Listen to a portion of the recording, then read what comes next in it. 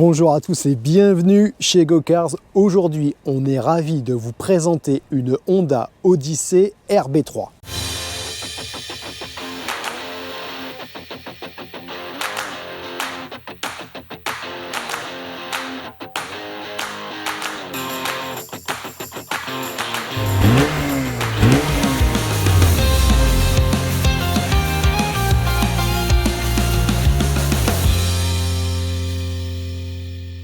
Alors comme vous l'avez vu dans le titre, la Honda Odyssey, le JDM pour papa. Pour papa, pourquoi? Parce que c'est un véhicule qui a 7 places et donc à destination familiale. Donc c'est un véhicule qui est extrêmement rare, qui est originaire du Japon et qui n'est pas commercialisé sur les routes européennes. On va donc vous faire une présentation complète, que ce soit l'extérieur ou l'intérieur, et vous allez voir que cette voiture regorge de secrets incroyables. Mais avant toute chose, s'il te plaît, abonne-toi, mets un like sur la vidéo, partage-la, mets-nous un commentaire, c'est hyper utile pour le référencement et on pourra te présenter encore d'autres véhicules comme ça. Et surtout, reste bien jusque la fin parce qu'on te parlera du prix importé de cette superbe voiture. Donc la face avant de cette voiture, là on retrouve une grande barre chromée traverse qui fait toute la largeur de la voiture. Ici, on a la caméra du système à vision 360 et regardez bien le pare-choc, il est super sympa puisque c'est la version absolute et la version absolute c'est la version haut de gamme du modèle. À quoi on reconnaît la version absolute? C'est pas compliqué, c'est marqué dessus, juste ici, et vous avez également un rappel sur la malle arrière. Les petits déflecteurs que vous voyez là sont super intéressants puisque ce sont des Mugen et vous allez voir qu'il n'y a pas que ça de Mugen sur la voiture. Il y a le spoiler à l'arrière et la ligne d'échappement. Alors, on regarde les jantes. On est sur des dimensions en 225, 45, 18 sur des pneus 4 saisons, des pneus hiver. Le petit inconvénient sur cette voiture, c'est que comme elle vient du Japon, il y a de fortes chances que ces pneus-là ne soient pas homologués en Europe. Alors même s'ils sont en état neuf, pour la réglementation française, il faudra changer les pneus, c'est dommage. Alors, avant de vous présenter l'intérieur de cette voiture, on finit par la partie arrière. Donc, on a rappel de la version absolute, rappel du modèle Odyssey. On a ces deux sorties d'échappement, ces deux sorties réelles, c'est pas une qui est bouchée ou quoi que ce soit, avec toujours la finition carrosserie spécifique. La ligne d'échappement, normalement, c'est une Mugen. On s'est penché en dessous, on n'a pas vu d'inscription particulière, mais en tout cas, c'est pas des rajouts, elle est complète jusqu'au bout. Là, ce que vous voyez, c'est un anti-brouillard qui a été rajouté. L'anti-brouillard, il est du bon côté pour l'Angleterre, pardon, mais il sera du mauvais côté pour la France. Donc il faudra le basculer. De toute façon, lors de la partie homologation, c'est une des choses qui est regardée en priorité, c'est les pneus, les anti-brouillards, les optiques. Donc ça, c'est sûr, ce sera fait par notre ami Anthony de GT Import. Croyez-moi, quand il va voir comment cet anti-brouillard est monté, je pense qu'il va bien se marrer. Dernière petite chose, l'aileron Mugen, c'est marqué juste ici, il donne un caractère dynamique à la voiture et quand on la voit de profil, ça donne un aspect un peu plus racé. On retrouve également des petits stickers qui prouvent bien que ce véhicule était en japonais. Donc je pense qu'à mon avis, ceux-là, ils vont rester et que Fabien, notre client, va les conserver. Bon, avant de vous présenter l'habitacle, on va vous présenter ce qui fait le charme de cette voiture, c'est-à-dire son caractère 7 places. On ouvre le coffre. Donc là, elle est en configuration 5 places. Vous avez cette protection en plastique pour le coffre. Il suffit juste de la retirer. Et une fois que vous l'avez retirée, vous levez ici et vous avez vos deux sièges derrière qui sont cachés juste là. Vous rabattez, vous entendez le clic, vous tirez ici, vous tirez ici et c'est parti. Vous avez une configuration 7 places et là vous avez, regardez, vous avez encore pas mal de place pour vos bagages. Petite chose que je voulais vous faire voir également, donc là ici vous avez vu en levant, on a le cric et quand on récupère ça ici, donc là vous avez votre triangle et en fait ça vous le mettez comme ça et ça vous permet, quand les sièges sont rabattus, donc pour les rabattre, on fait ça, ça on le retire, on va le mettre ici, on tire la petite poignée qu'il y a là et hop, on rebascule en 5 places et en fait cet élément, il vient se fixer ici. Là, je ne le mets pas, mais vous avez décroché, pour permettre d'avoir un plancher plat et de pouvoir charger des objets et de ne pas avoir du coup ce petit trou qu'on peut retrouver entre la fin du coffre et la deuxième rangée de sièges. Venez voir ici. Dernière petite chose, ça on retrouve ça dans les japonais, c'est toujours super bien pensé. En fait, quand les sièges sont activés et que vous avez des passagers à l'arrière, ici et là-bas vous avez un petit porte-gobelet avec un accoudoir ici avec du rangement, et de l'autre côté, là de l'autre côté ça s'ouvre pas, mais vous avez, c'est pareil, un porte-gobelet ici pour pouvoir mettre votre boisson et encore un petit espace de rangement ici. En parlant d'espace de rangement dans le coffre, on en a également un ici et un ici. Et là, vous avez une prise AC 100 volts, 100 watts. Bon, évidemment, il vous faudra une prise adaptateur si vous voulez brancher quelque chose d'européen dessus. On se retrouve à l'intérieur, il y aura moins de vent. On espère que ça n'a pas trop joué sur la qualité de la vidéo, mais en même temps, on n'avait pas trop le choix. Il fait un vent de fou aujourd'hui en Angleterre, donc on espère que sur la partie présentation extérieure, vous nous avez correctement entendu. Donc c'est parti pour l'intérieur. Donc on est sur une Honda, tout ce qu'il y a de plus classique, et on a plutôt des équipements sympas. Alors, on va mettre le contact. Cette voiture n'a que 94 200 km. Ce qui est vraiment très peu. Cette Odyssey, elle a la configuration parfaite selon nous. En fait, vous avez un intérieur bimatière, cuir et tissu de couleur bleue, et vous avez les tapis associés, et vous avez, par exemple, regardez ici, des surpiqûres bleues sur l'accoudoir. Les contreportes également sont bleus, et vous avez ici une finition typée aluminium et tout ce qui est votre commande de lève-vitre électrique. Sur la partie droite, on a le chauffage du pare-brise, et puis là, la partie ESP. Au niveau du volant, ici, votre commande de régulateur de vitesse, votre commande de feu qui est également votre commande de clignotant. Et bien on est sur une japonaise, donc les japonaises, le clignotant n'est pas sur le commodo gauche mais sur le commodo droit. Sur la partie gauche désormais, vous avez tout ce qui est gestion du volume, gestion du téléphone. Vous pouvez remarquer aussi qu'on a une palette ici et une palette là. Bien que ce soit une transmission CVT, donc on rappelle une transmission CVT c'est à train épicycloïdal, donc un variateur. Pour résumer, on a quand même la présence de ces palettes qui simulent des passages de rapport. Il faut reconnaître qu'à l'utilisation, c'est plutôt efficace parce qu'on a vraiment l'impression d'avoir une boîte de vitesse automatique normale alors que c'est une transmission CVT.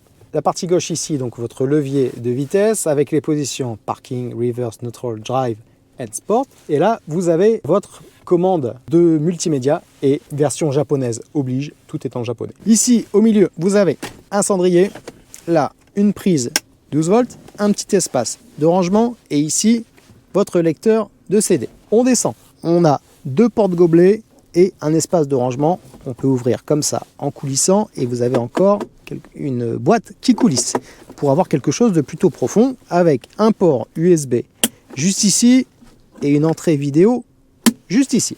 Au niveau de l'accoudoir central, il s'ouvre de deux façons. Première façon, comme celle-ci, et vous avez un petit espace de rangement juste là. Deuxième façon, comme ça. Et là, vous avez un espace de rangement plus profond. Regardez la finition. Là, on voit bien donc le cuir ici, le tissu là, les surpiqûres bleues, un petit peu de cuir perforé juste là, l'appui-tête qui remonte comme ça. Et honnêtement, les sièges du véhicule sont dans un état mais irréprochable. On a l'impression que cette voiture n'a jamais transporté le moindre passager. Allez, on se retrouve à l'arrière de la voiture. Donc le siège est réglé pour moi. Regardez la place qu'il me reste aux jambes, mais il peut nous en rester encore plus parce qu'évidemment, on a des sièges coulissants. Donc si je me mets à fond en marche arrière, voici tout l'espace qu'il me reste. Donc c'est plutôt pas mal. Si on regarde ici, là, c'est pour rabattre vos sièges. Donc on va actionner la manette et en fait vous voyez vous pouvez soit incliner le dossier soit le faire venir pour le rabattre comme ça. Et si jamais vous voulez accéder aux places arrière, c'est pas compliqué, c'est la deuxième manette qui se trouve ici. Donc vous tirez, le dossier va se rabattre, ça coulisse, vous rentrez à l'intérieur, hop, vous ramenez comme ça et là vous êtes plutôt confortable. Alors, si vous avez des passagers ici, ils pourront régler comme ça. Et regardez la place qu'il me reste. Honnêtement, c'est plutôt confortable. Et puis au niveau de la garde-toit, j'ai largement ce qu'il me faut. Donc, pour une famille avec des enfants, sincèrement, c'est l'idéal. Et si jamais je veux sortir, j'appuie sur la pédale ici et hop, voilà. Et je peux tranquillement sortir de la voiture. Et dernière petite chose, quand j'appuie sur ce bouton ici, vous avez l'écran là qui se déploie. Et là, vous avez une télécommande pour gérer ce petit écran. Et la dernière chose à vous faire voir sur la partie arrière, c'est la gestion de la clim. Donc, off ou auto, la température, on augmente. On descend et là, on augmente la ventilation si on ne veut pas être en mode auto. Et vous avez des buses ici et des buses ici. Ce qui fait que même les passagers de la dernière rangée ne sont pas oubliés. C'est absolument génial. Enfin, franchement, moi je suis conquis par cette voiture. Allez, on vous a présenté l'extérieur et l'intérieur. Maintenant, on va quand même vous emmener faire un essai routier avant de parler de son prix. C'est parti! Allez, on se retrouve donc pour l'essai de cette Honda Odyssey. Alors, on vous a fait présentation extérieure-intérieure. On espère que vous avez entendu correctement parce que, comme je vous l'ai dit, il y avait pas mal de vent. Et là, on se retrouve au volant. Et la première chose à dire et qu'on remarque dans cette voiture, alors c'est déjà le confort des sièges. On s'y sent super bien. On a une position de conduite qu'on trouve tout de suite. Et on a une énorme visibilité grâce notamment aux grandes baies vitrées. On a beaucoup de lumière et on voit très bien la route. On n'est pas très haut, on n'est pas très bas, on est plutôt bien positionné et alors on a la prise en main du véhicule qui est immédiate, c'est-à-dire que vous savez tout de suite où les roues se posent. C'est vraiment instantané. Ça fait pas ça souvent sur les voitures. Généralement, il vous faut toujours un petit temps d'adaptation. Là, vous montez dans la voiture, vous la démarrez, vous savez exactement comment elle se place sur la route. C'est plutôt incroyable. Ensuite, on n'a pas parlé du moteur, mais dessus, on a le moteur K24 qui est le Graal de beaucoup de fans Honda et qui développe un petit peu plus de 200 chevaux associé à une boîte CVT comme je vous l'ai fait voir dans la présentation de l'intérieur. Vous avez également des palettes au volant qui servent à simuler le passage des rapports puisque on parle de boîte CVT mais c'est plutôt une transmission puisqu'il n'y a pas vraiment une boîte de vitesse. Mais ça, vous le savez déjà. Donc autre chose qu'on remarque, c'est un véhicule qui est hyper silencieux. On n'entend pas beaucoup le bruit du moteur, on n'entend pas beaucoup de bruit d'air. Les bruits de roulement sont plutôt contenus, alors que on a pourtant des pneus hiver. Donc c'est plutôt pas mal. Et donc c'est un véhicule qui est très relaxant à conduire. Au niveau du châssis, c'est absolument quelque chose d'incroyable. C'est non seulement confortable, mais aussi hyper affûté. Alors bien sûr, on n'est pas sur une sportive, mais de mon expérience de conduite, sur ce véhicule avec ce gabarit typé comme un Renault Scénic ou un Picasso ou quoi que ce soit, écoutez, je n'ai jamais eu de sensation de conduite qui se rapproche de cette voiture. Sincèrement, c'est ferme quand il faut être ferme, confortable quand il faut être confortable et c'est affûté. Ici sur les petites routes en Angleterre, on n'a pas l'impression qu'on a un véhicule 7 places. On est vraiment, on a l'impression d'avoir un petit coupé. Et c'est vraiment incroyable. Alors par contre, c'est peut-être à nuancer parce que je pense que c'est peut-être pas forcément confortable lorsque vous avez des passagers en troisième rangée. À mon avis, eux, ils doivent sentir que c'est un petit peu sec si vous commencez à adopter une conduite sportive. Mais en tout état de cause, quand vous êtes au volant, sincèrement, c'est une voiture qui répond très bien et qui ne plonge pas de l'avant, qui n'a pas de survirage prononcé. Sincèrement, c'est une très bonne voiture. Je suis agréablement surpris et je recommande vivement à celui qui a la possibilité d'en essayer une, de l'essayer. Non seulement vous avez quelque chose qui n'existe pas, donc quelque chose de très rare, mais en plus c'est pas une péniche quoi. Donc vous avez quelque chose d'agréable, les équipements sont sympas, la finition est top. Sincèrement, que demander de plus quoi. Au niveau de la conso, par contre, ça je peux pas vous dire. J'ai pas encore fait assez de kilomètres pour vous dire en moyenne à combien je suis. Donc ceux qui connaissent un petit peu la consommation de cette voiture, mettez-les dans les commentaires. Faites-nous partager vos connaissances. La crainte qu'on pourrait avoir, c'est moteur Atmo, boîte CVT, peut-être une consommation un peu élevée, mais honnêtement, je sais pas. Après, moi, je suis pas quelqu'un qui regarde toujours les consommations, mais pour une voiture familiale, je pense que c'est quelque chose à prendre en compte. Donc là, oui, pour en revenir sur le confort, je suis sur des petites routes en Angleterre et ceux qui ont roulé en Angleterre savent à quel point ça peut être défoncé. Et ben, c'est super confortable et franchement, c'est une voiture apaisante. Je pense qu'on va prendre beaucoup de plaisir à la livrer et à faire des kilomètres avec. Bon alors les amis, qu'est-ce que vous en pensez? Moi cette voiture, je la trouve absolument géniale. Franchement, pour la catégorie, c'est vraiment une super découverte. C'est une voiture qui n'existe quasiment pas en France. D'après ce qu'on sait, la RB3 comme ça, il y en aurait peut-être 3 ou 4 exemplaires. Enfin, vraiment pas plus. Toujours est-il que c'est un véhicule qu'on trouvera uniquement au Japon. Si vous le trouvez en Europe, c'est qu'il a été importé du Japon. Petite spécificité, comme c'est un JDM, c'est un véhicule qui n'a pas de conformité européenne. Donc, qui dit pas de conformité européenne, dit RTI, réception à titre isolé. Alors, qui va s'occuper de la RTI en France? Évidemment, c'est notre ami Anthony de la société GT Import. C'est une société évidemment qu'on ne présente plus. Il est connu et reconnu dans le milieu du JDM. On sait pertinemment que la voiture sera entre de bonnes mains. Donc, pour le prix de la RTI, il faudra ajouter entre 4 et 5 000 euros au montant global de l'import. Le montant global de l'import, c'est une voiture qui a été achetée 8 592 euros. On ajoute à ça 32% de taxes à l'import plus notre pack de service. On arrive à un total qui est tout juste sous les 12 900 euros. Donc c'est un tarif ultra compétitif. Le client aura à rajouter à ces 12 900 euros le montant de la RTI.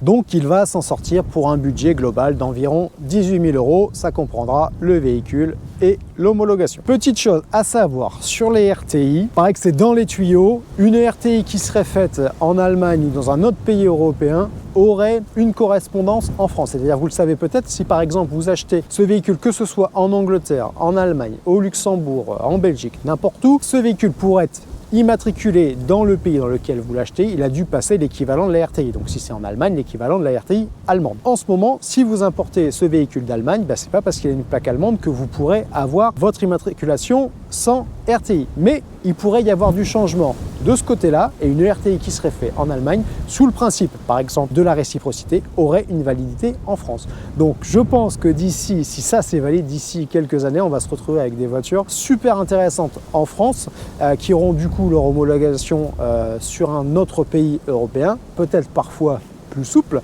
donc pour la bonne surprise de tout le monde, et on va se retrouver avec des véhicules exotiques en France et surtout à moindre coût, parce que du coup ce budget RTI qui est entre 4 et 5 000 euros par exemple pour cette voiture, vous n'aurez pas à le débourser. Donc ça peut être même quelque chose de super intéressant. Donc voilà, c'est tout pour aujourd'hui. On est content de vous avoir présenté ce modèle. Dites-nous dans les commentaires ce que vous en pensez. On a regardé un petit peu le YouTube français, il n'y a pas beaucoup de vidéos de présentation sur une RB3, on a vu sur une RB1 mais on n'a pas vu sur une RB3, donc on est super content. N'hésitez pas à liker, à partager, à commenter. Vous savez, c'est le jeu des youtubeurs, c'est ce qu'on vous demande. On n'est pas des youtubeurs, on est juste une société d'import qui faisons un petit peu de vidéos pour vous faire partager notre passion. On n'a pas du tout la prétention d'être youtubeur, mais il faut bien reconnaître que vos retours sont toujours grandement appréciés. Donc on vous remercie et on vous dit à très bientôt pour une prochaine vidéo.